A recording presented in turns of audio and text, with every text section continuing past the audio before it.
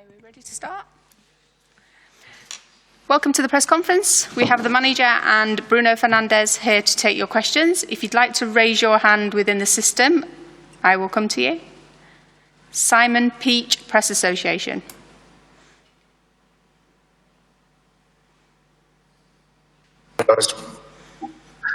Ole, question for you. How's the team looking on the fitness and injury front? And you try and sum up how important this match is for Manchester United and for yourself.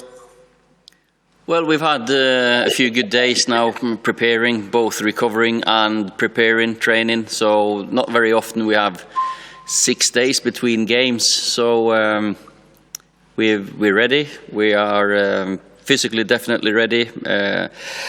Mentally, the boys will be ready because a semi-final, everyone would want to take part and join in, and I just want them to enjoy it. So for me as well, looking forward to the semis. We've been already twice now in the semi this season, and of course we're happy with going as far as we have, but we're not satisfied. We want to go one step further. Andy Mitten.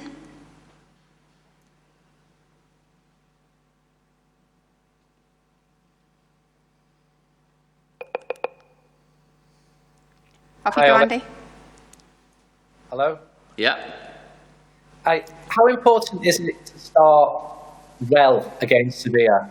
In the 2 previous games against Sevilla, United didn't start particularly well. And even on Monday against Copenhagen, the team improved much more in the second half rather than the first. Well, I think in any game it's important to start well. We talk about it, we practice, we prepare for a good start. But definitely against good teams, if you start on the back foot, if you don't get your first touches, if you don't get the first tackle, you're going searching a little bit, and you're playing against a team with full of quality. And if you don't get touches of the ball, it'll be hard. Samuel Luckhurst, Manchester Evening News. Hi, Bruno. You've had a phenomenal start to your United career, mid-season arrival, scoring all the penalties. It's drawn comparisons with Eric Cantona. I was just wondering what you make of those comparisons with such a legendary figure in United's history. No, of course, for me is really good to listen talking about that names, and but really for me Cantona was an amazing player for the club.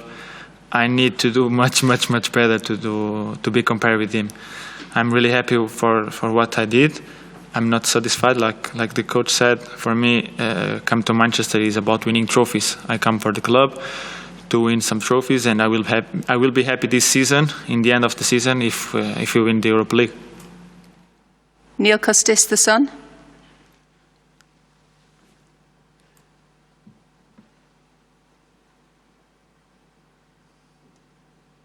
No?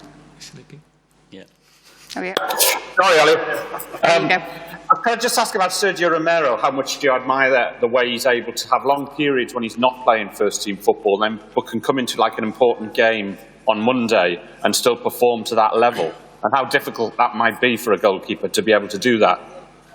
Well, I think Sergio is in a unique or a special situation because he's in a goalkeeper department with one of the best goalkeepers the last 10 years in the world. David has been exceptional, but it says everything about Sergio's professionalism and his qualities, that whenever he plays, he performs.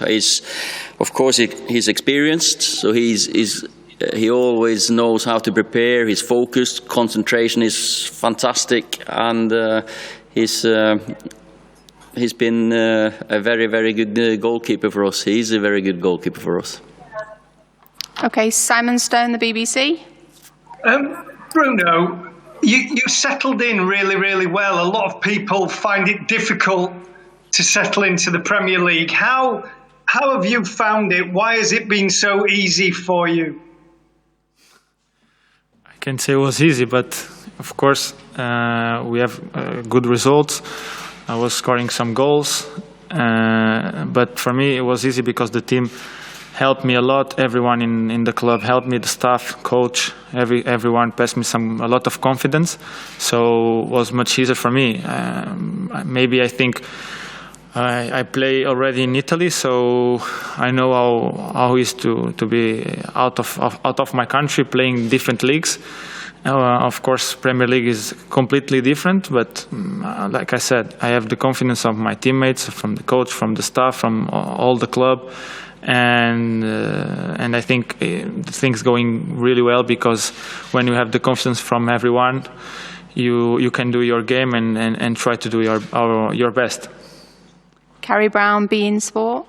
Can I have one question to Ole and one to Bruno? Ole first. I don't know if you saw a clip, Ole, of a Spanish commentator. It's gone viral after the Sevilla game. He was watching Traore accelerate towards goal, and he used a car sound. I saw Greenwood accelerate towards goal at that same pace, time and time again, despite the stifling heat here at Cologne. Do you think that commentator might need some throat sweets to get through the game? And how important is it having fresh, fast legs like that in your squad?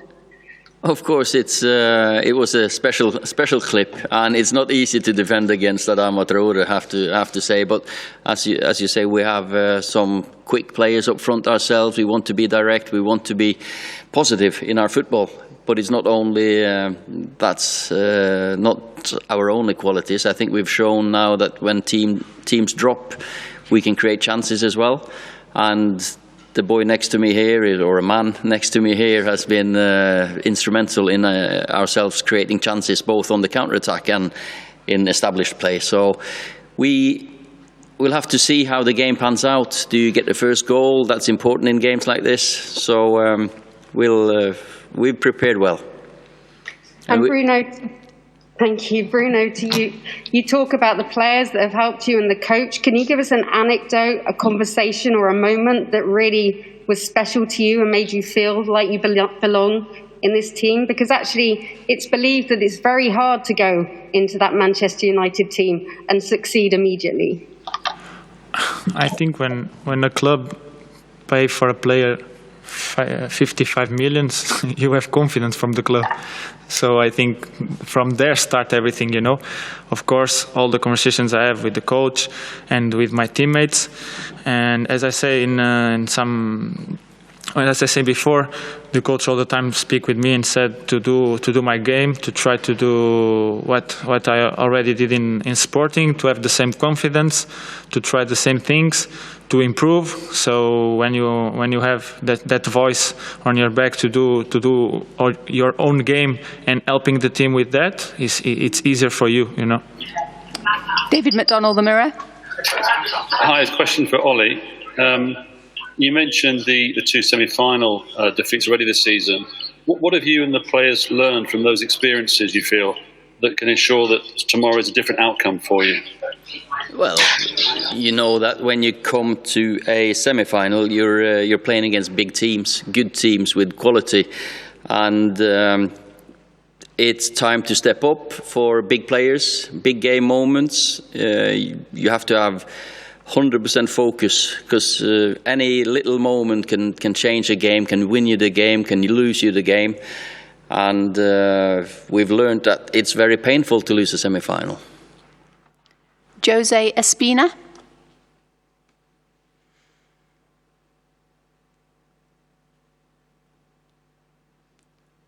This press conference is fun, yeah? Yeah, strange. Pero pregunto para. It's a question for Bruno Fernandes, because he played alongside. A question for Bruno Fernandes, because he played with Gudeli, Nemanja Gudeli in Sporting Lisbon, as you know, Nemanja Gudel. Yes. He has a coronavirus. Yes, I know that. He has returned to Germany. He has returned to Germany after having coronavirus, and no, he has returned to Germany. Yes, because he had coronavirus, and you play with him in Sporting Lisbon.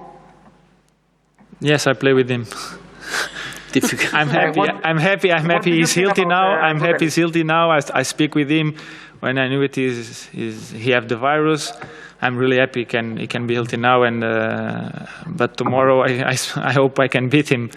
We already speak. We will change the shirt tomorrow. But I don't know. I'm happy for him. I don't understand everything you said because the internet is not working very well. But I'm happy for him. Rob Dawson, ESPN. Hi, it's a question for Ollie. You mentioned the big break in between games. Obviously, UEFA have done that so they can have one game each day with the Champions League and the Europa League. But had it been a bit shorter, you could have been playing the final this weekend and it wouldn't have cut into your preparation for next season. Have you got any concerns with the schedule at all in that regard? Absolutely no concerns about next season at the moment. We have a good possibility to finish the season. Of course, if this is the only way that we could have finished the season, and I think for the supporters as well, I think to have a game on telly every day has been very important, and you look forward to the Champions League games at night, and you look forward to the Europa League games. So I think that's been helpful. We have to use it as preparation for this tournament, but also it's almost a pre-season for next season, because it is not very long until we have to get going again. But it is what it is, and we have to be clever when we rest people, how we train, when we play. It's just the time we're in. We can't complain because this is the world we're in now. Okay, Jessica Matishok.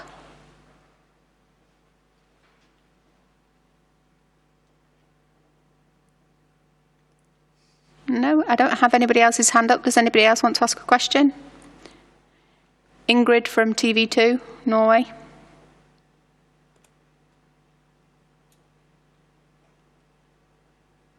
What Rob was asking about. Is it safe to say then that you're not worried at all that your players won't get enough rest before the next season starts in the Premier League? Well, there's no point me worrying about it. The authorities will give us as much rest as they can. Hopefully, we have 30 days at least before we start. That means we can give them a 2-week holiday. They can not probably travel wherever they want, but and it gives us 2 weeks to prepare for the first game. It is what it is, and I can't see a reason why I should be complaining. I've just got to make the most of it throughout the season, look after them when I can, and hopefully some national team coaches will do the same as well. With one of this boy, with this boy, for example. Jamie Jackson, The Guardian. Hi, Ollie. I believe Sevilla are unbeaten in 19 games. So what do you feel you need to do to beat them? Because obviously it's a straight knockout tomorrow. Score more goals than them. Like it? No, how are you going to do it? Yeah, it's not easy, obviously, as easy as that, because it's a good, very well organised team, aggressive style of play, pressing. They've got some very good individuals there, so we have to play our best game. We have to be able to keep the ball when we can, play out of their press. We've got to be clever, creative, and of course we have to, as I said, step up in the big moments. Is that the pass, the last pass is the finish, because these games will be decided on so often on either a set piece or a piece of individual brilliance by some players. Okay, Paul Hurst, The Times.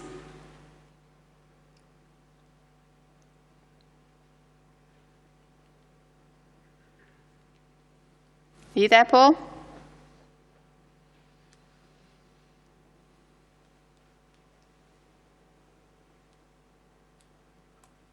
Nope. Neil Custis, The Sun. This will be the last question. Barcelona game last night, and what did you make of it? Sorry, can you repeat your question, Neil? We didn't get the start of it.